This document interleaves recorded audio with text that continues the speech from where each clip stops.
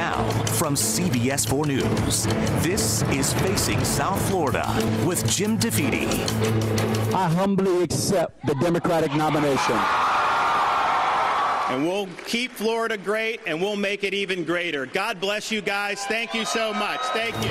Good morning. I'm Jim DeFede, and welcome to Facing South Florida. Well, I have to say, for a midterm primary election, that was pretty darn exciting.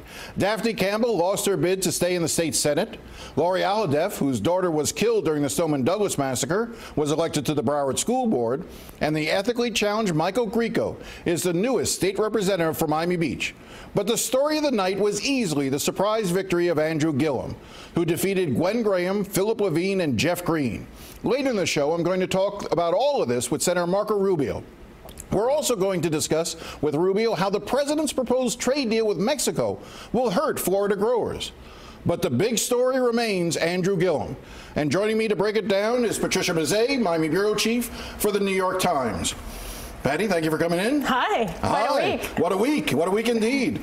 So I just want to sort of delve into the whole Andrew Gillum surprise victory. You know, you were in Gwen Graham's surprise party, or playing the odds, along with like 20 news crews and the national press. Talk to me a little bit about what that room was like as the returns were coming in. You know, I think the first sign that something was happening was when Orange County came in Orlando, and Gillum looked like he was maybe going to win it. And then Dade County came in, and Philip Levine was in the lead, which people expected because he's the mayor of Miami Beach. But instead of it being Graham, who was in second place after early voting came in, it was Gillum. What was at stake in this race for the Democrats? How do you explain Gillum's victory? I think they had to decide if they were going to put up another moderate candidate in a midterm election and try to win in a year when usually it's a conservative electorate that comes out, right, as opposed to presidential years.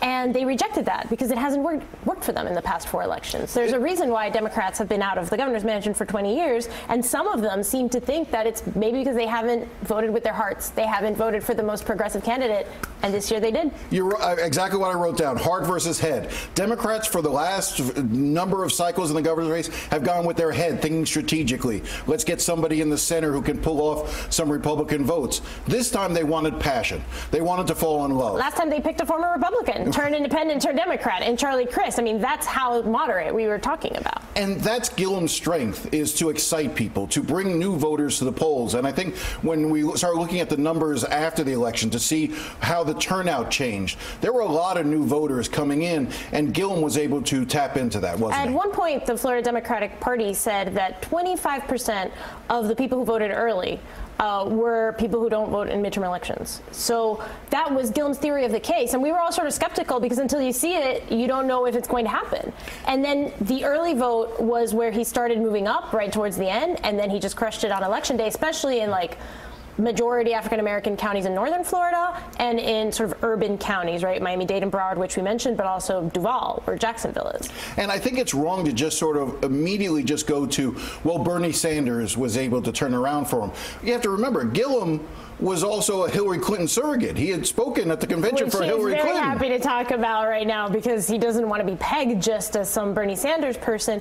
But it is important to note that it was that Sanders visit when they had those rallies in Tampa and Orlando that sort of where you started seeing the upswing in people talking about Gillum and knowing who he was, because his big challenge all along was maybe people just don't know I'm running because I'm not on television, I don't have enough money. He told me after the election that at one point they invested in highway billboards, which, as you and I know, is not a typical political advertising device. But it was just so that people could see that there was a 39-year-old black man running for governor. They didn't know. And it, you know, people don't like us to bring up ethnic politics, which I understand, but there was a reason why they wanted that his face there was because there is an important chunk of the Democratic primary electorate that is African American. And then within 15 hours of Andrew Gillum winning, Ron DeSantis goes on Fox News and he says this. Let's play the Ron DeSantis sound. The last thing we need to do is to monkey this up by trying to embrace a socialist agenda with huge tax increases and bankrupting the state. I was speechless when I heard it. And it's one of those things where the Gillum campaign and the Democratic Party was, I think, brilliant politically in terms of jumping on that issue. Talk about, could you have started your campaign for governor if you're Ron DeSantis in a worse way than with that gaffe? You know, what was interesting about that moment is, for whatever reason, I think the timing of it, the fact that it was when people were still paying attention to the fact that Gillum had managed to win. You know, Ron DeSantis goes on Fox News all the time. This particular interview just sort of exploded because people were paying attention, and it pierced the public conscience in a way that people who are not political junkies knew about it, heard about it. The Onion did a headline spoofing it, right? Now, we should say that DeSantis' campaign has said that it's absurd to call this racist, that was, you know, not what he meant. And the Governor Rick Scott, when asked about this, basically said that DeSantis had been inartful, you know, that he didn't think he meant any harm. But God, it certainly made it look like it was going to be an ugly campaign. And the question, too, Jim, I think, is if there is going to be sort of a backlash, not to DeSantis, but actually to people's reaction to DeSantis, sort of like when we saw when President Trump was running, that you would think that something would sort of tank him, but instead it got people angry at, like, oh, why are they policing, you know, speech, these elites in the media policing speech. And if it's going to be a campaign of division, I think we all sort of have to be aware that is in the ether. Well, let's talk about that, what this campaign is going to look like heading over the next 10 weeks. Everyone seems to suggest that it's going to be a race to the center. I don't see this as a race to the center. I think both candidates will try to pull voters, but I see this as your classic base election, where you not only want to go to your base, but you want to increase your base. Certainly on the Democratic side, Andrew Gillum wants to do what he did in the primary, which was bring in new voters, bring in people who hadn't voted before, and try to raise that number up. And I think Ron DeSantis will try to do the same thing. I don't think it's going to be as much center as everyone thinks.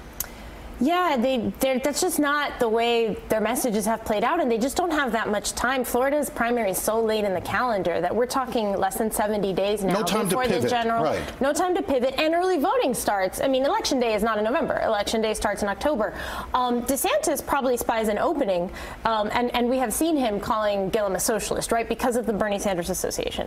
And that can play in a place like Dade County, which is, you know, blue, but is full of people from Latin America, especially Cuban Americans who came from other countries, and sort of reject that label. So is DeSantis going to be able to define Gillum in a way that'll win over, you know, some of the Hispanic voters that Gillum himself is trying to increase his base with? I don't know. I think it's going to be fascinating to see. Sure. And just to let folks know, I'm not in the booth. I'm not going to play any more sound. We're just going to continue with the interview. But I heard a wise woman recently say 2020 is now. Who could that have been? It was you. And talk about how this has national implications, this race. Ron DeSantis versus Andrew Gillum.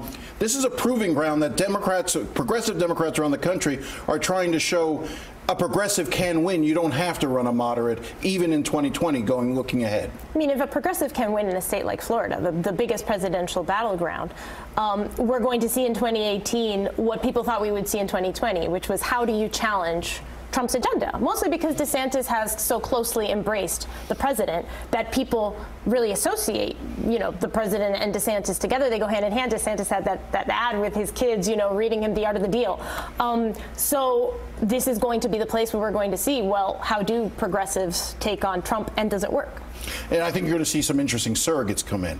You know, and talking to the Gillum campaign, they've already, you know, just the first calls that Andrew Gillum got, Kamala Harris, you know, Bernie Sanders, down the list, those who have presidential aspirations going into 2020. And you're going to have a similar dynamic in Georgia, right? Where we always focus on Florida politics, but you have Stacey Abrams running there, who would become the first female African-American governor. Ben Jealous in Maryland. You have Ben Jealous in Maryland.